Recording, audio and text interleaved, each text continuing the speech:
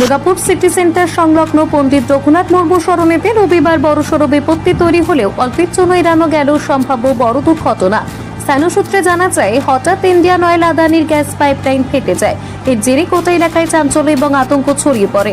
Gas পাইপলাইনের ঠিকাদার ফিরোজ খান জানান, ওই এলাকায় দুর্গাপুর পুরসভার জলের পাইপলাইন মেরামতির কাজ চলছিল। সে সময় অসাবধানতা বশত গ্যাস লাইনে আঘাত লাগায় পাইপলাইনটি ফেটে যায়। ঘটনার পরপরই উদ্ধারকারী দল দ্রুত ঘটনাস্থলে পৌঁছে পরিস্থিতি সামাল দিতে কাজ শুরু করে।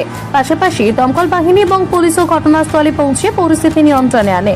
প্রাথমিকভাবে জানা গেছে, এই ঘটনায় বড় কোনো ক্ষয়ক্ষতি বা হতাহতের খবর নেই। দ্রুত পদক্ষেপের জেরে বড় দুর্ঘটনার আশঙ্কা এড়ানো গেছে বলেই মনে করা হচ্ছে।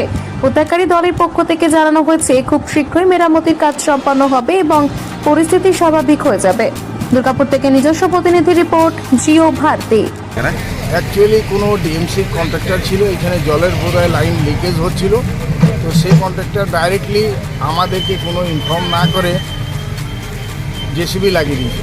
ইভেন আমরা 50 মিটার ডিস্টেন্স অন্তত আমরা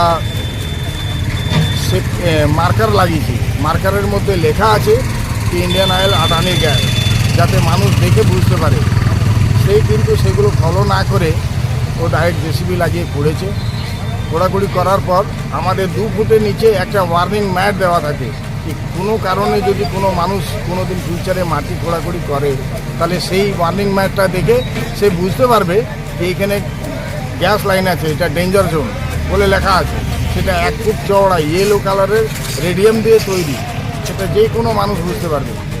সেই নর্মসগুলো না ফলো করে সে জেসিবি দিয়ে ঘুরে যখনই লিক হয় সেই কন্ট্রাক্টর এখানে দিয়ে পালিয়ে। কি গ্যাস ছিল? এটা natural gas, Indian oil Adani gas. আগুন ধরার কোনো ঘটনা ঘটবে না? আগুনের কোনো ঘটনা ঘটেনি। ইভেন এই গ্যাস চট করে আগুন লাগে না।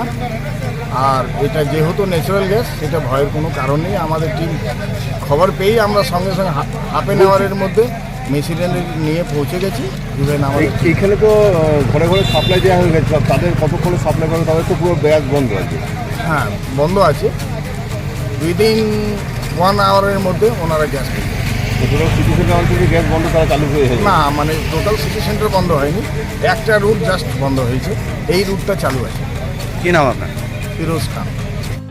তারপর এখন আবার যখন জ্বালাতে গেলাম তখন দেখছি আর গ্যাস নেই, জ্বলছে না। এবার আমি ভালো হয়তো কেউ বন্ধ করে দিয়েছে কোনো কানেকশন, দেখলাম কানেকশন সব অনই আছে।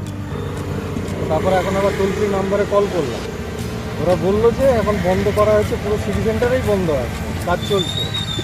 আমি জিজ্ঞেস করলাম কতক্ষণ লাগতে পারে, ওরা বললো যে এখন টাইম তো এক্স্যাক্ট বলতে পারবো না, তবে 3 ঘন্টা মতো একটা সময় দিতে হবে। 3 ঘন্টা মোটামুটি লাগবে, কাজ চলছে। অসুবিধা তো হবে। এবার আমার এখন যা সিলিন্ডার নেই, সেটা তো অসুবিধা হবে। আপনার তো সিলিন্ডার হ্যান্ড ওভার করবে? কী করবেন? না, এখনও হ্যান্ড ওভার করিনি, কিন্তু সিলিন্ডার বুকিং তো হয়নি, আমি করিনি। তাহলে এখন কী করবো? এখন ওয়েট করা ছাড়া কোনো উপায়। রান্না বান্না এখন বন্ধ হয়ে আছে। কি নাম?